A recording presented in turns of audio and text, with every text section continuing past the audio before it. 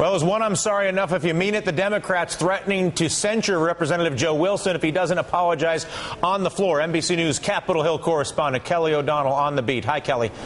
Good morning, Dylan. We are seeing yet another cycle in what is becoming the yell and the apology drama.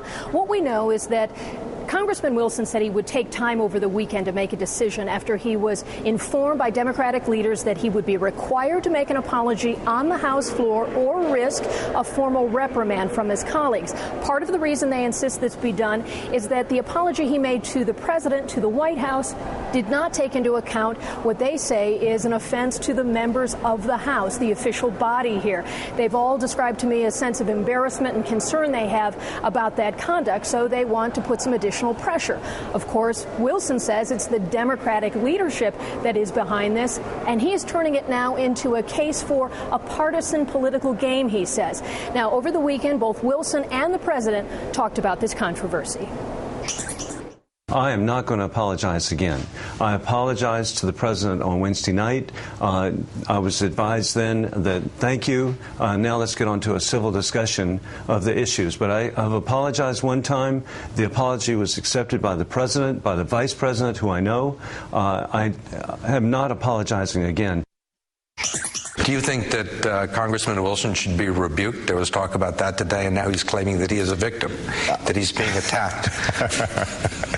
Well, but see, this is part of what happens. I mean, it becomes a big circus instead of us focusing on health care. And both Wilson and the Democratic opponent he faced a couple of years ago and is expected to face again have both been raising big campaign cash, more than $1 million each since this happened. And we've also seen more discussion about the underlying issue that got Wilson so angry. Would illegal immigrants benefit in any way from health care reform? Democrats say that they're going to try to add some additional provisions, certainly Democrats on the Senate side, to try to have more enforcement about citizenship. That's been one of the issues that has angered Republicans, and it's part of the ongoing debate. Dylan? Yeah, thank you very much, Kelly. Joining us right now, Matt Koviak, Republican strategist, former press secretary to Senator Kay Bailey Hutchinson, also Taylor West, Democratic strategist, former communications director Jonathan Capehart. Matt, I want to begin with you. What strikes me is the need for the Republicans to find a cohesive strategy on immigration and health care. In other words, is this evidence of the continued struggle for the Republican Party to identify where they are collectively on immigration, period, where they are collectively on health care, period, and so the circus develops because there isn't that collective focus? That's an interesting question, Dylan. I mean, I think it may be unclear exactly what type of immigration reform proposal Republicans want right now. But isn't that because they have so much support along the border politically, and yet along the border politically being hard on illegal immigrants is a disaster? That's right. I mean, look, your position on immigration is based on your constituency. I mean, in South Texas, along the border, sure, those members believe we need a lenient immigration policy. If you're a conservative member from West Texas, you probably have a different view. I think what's interesting about this is what Kelly O'Donnell just reported, which was repeated again over the weekend, which is that the concern that Congressman Wilson had has been validated. That's not true. That hasn't been validated, Matt.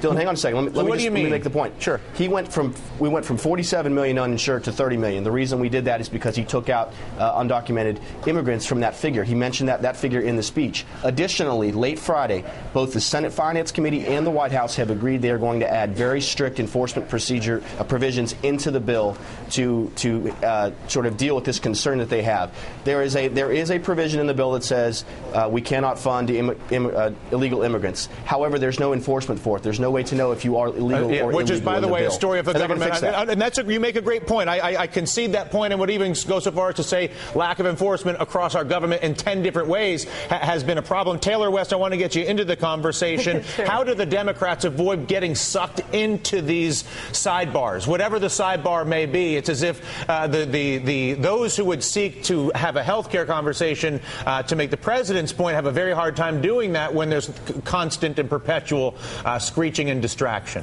Well, and Dylan, that's not an accident. These side distractions are exactly the tactic that the Republican Party is using to try to kill health care reform at any cost. And it's a shame because it means that we're not talking about getting votes covered. I would argue, at least in my reporting, Taylor, I don't think that everybody in the Republican Party wants to kill health care reform at any cost. I think that there is a faction of the Republican Party that looks at this as an opportunity to take down the president and doesn't care about health care. But I think it's unfair to indict the entire Republican Party as that. I'll give you that in the sense that, yes, I think they have decided to sacrifice health care reform in order to try to tear down the president. And well, some have. Again, I think to indict all Republicans is a disservice to that party.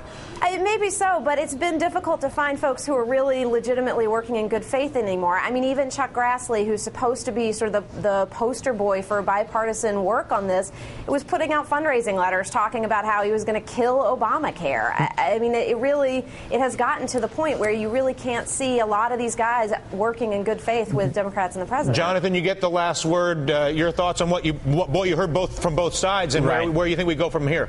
Well, I think where we go from here is to see what this Senate finance bill is on health care, and then to really see, once we have language, to see what the Republicans in the Senate and on the Hill actually do.